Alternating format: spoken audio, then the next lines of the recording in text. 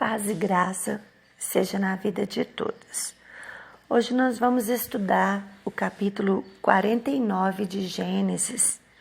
O meu título, Jacó abençoa seus filhos. No capítulo anterior, nós vimos Jacó abençoando os filhos de José, adotando os dois filhos, Efraim e Manassés, como seus filhos, e mais à frente nós vamos ver que esses dois filhos de José, eles contam como as 12 tribos de Israel. E chamou Jacó a seus filhos e disse: Juntai-vos e vos declararei o que vos há de acontecer nos últimos dias. Aqui nós então vamos ver Jacó juntando os seus filhos no seu leito de morte, sob a influência do Espírito Santo de Deus, para pronunciar bênçãos proféticas e descrever a condição de cada descendente nos últimos dias, tempos futuros. Então Jacó, ele junta seus filhos, os filhos, como eu disse, eles respeitavam, eles desejavam a bênção dos seus pais, principalmente uma cultura judaica, onde era esperado essa bênção, principalmente o filho primogênito tinha direito à primogenitura.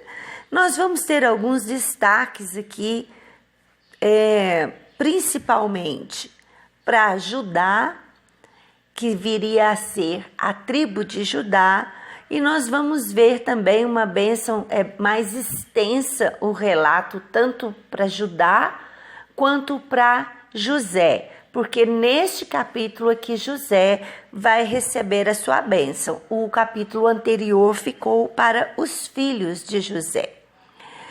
No versículo 3, nós vamos começar falando sobre Rúben. Tu és meu primogênito, minha força e o princípio do meu vigor, principal em dignidade, principal em poder. Rúben, ele perde por seu crime de dormir com uma das esposas de Jacó, ele perde o direito à primogenitura. E aqui diz no versículo 4, corrente como as águas, não sejas o principal, porquanto subistes ao leito de teu pai, então te contaminastes subindo a minha cama. Então Rúben deveria ter o seu direito à primogenitura, mas por ter dormido com uma das esposas de Jacó, ele perde o direito à bênção da primogenitura. E nós vamos ver agora a bênção no verso 5 a Simeão e Levi, irmãos, armas de violência são as suas armas. Aqui ele cita os dois filhos, Simeão e Levi, porque eles foram os principais naquela guerra que foi feita como vingança à sua irmã Diná, que havia sido abusada por um príncipe, e eles com muito ódio, eles se vingam, não somente do príncipe, mas de todos daquela cidade, né? Nós vimos essa citação em capítulos anteriores e aqui diz no versículo 6: Em seu secreto não entre minha alma, nem minha honra se junte em sua companhia, que em seu furor mataram homens e em sua vontade aleijaram bois. Então Jacó aqui, ele não se esqueceu dos atos de algum dos seus filhos, os primeiros citados aqui, Rúben, Depois nós temos Simeão e Levi, que foram os dois que entraram naquela cidade e mataram a espada. O 7 também ainda vai falar: maldito seja seu furor, que foi bravio, e sua ira, que foi dura. Eu os dividirei em Jacó e os espalharei em Israel. Quer dizer, não havia bênção nenhuma citada aqui, nem para Rúben, nem para Simeão e nem para Levi. Só quero lembrar que Deus é misericordioso. E essa bênção ou essa ausência de bênção aqui para esses 3 filhos, mais à frente nós vamos ver a misericórdia de Deus sobre essas tribos, principalmente sobre a tribo de Levi, porque eles vão se tornar os responsáveis pela adoração, pela santificação, pelos cuidados ao templo, pelos cuidados ao tabernáculo do Senhor. Eles são os principais, os que se tornam os levitas, que se tornam em sacerdotes da casa do Senhor. Pela misericórdia de Deus, não leva em consideração os atos de Levi. Isso nos lembra o quanto Deus ele é misericordioso para conosco, que não leva em conta os nossos pecados. Quando nós nos arrependemos dos nossos pecados, Deus entra com a sua misericórdia, com o seu amor e muda a história da nossa vida. A partir do verso 8, então, nós vamos ter um período aqui maior dedicado, versículos dedicado à tribo de Judá. Judá, teus irmãos te louvarão. Tua mão estará sobre o pescoço de teus inimigos. Os filhos de teu pai se inclinarão a ti.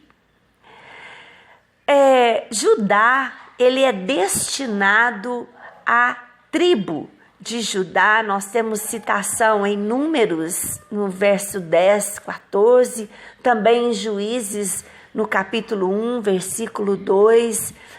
Além da honra de dar o nome à terra prometida, como também Davi e um superior a Davi, que seria o Messias, que vem então da tribo de Judá.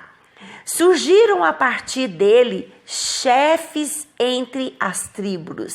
Cresceu um leãozinho, isto é, um pouco de poder até se tornar um velho leão, isto é, calmo e quieto, mas ainda formidável. Jovem leão é Judá. Versículo 9. Da presa subsiste, filho meu, encurvou-se, lançou-se como leão. Assim como um leão velho, quem o despertará? Então aqui nós vemos a citação sobre Judá, chama-se de leãozinho, mas depois se torna um velho leão, e a citação, quem o despertará? Não será tirado o cetro de Judá e o legislador dentre seus pés, até que venha Siló e a ele se congregarão os povos. Vamos ver a explicação aqui deste versículo muito linda. Até que venha Siló.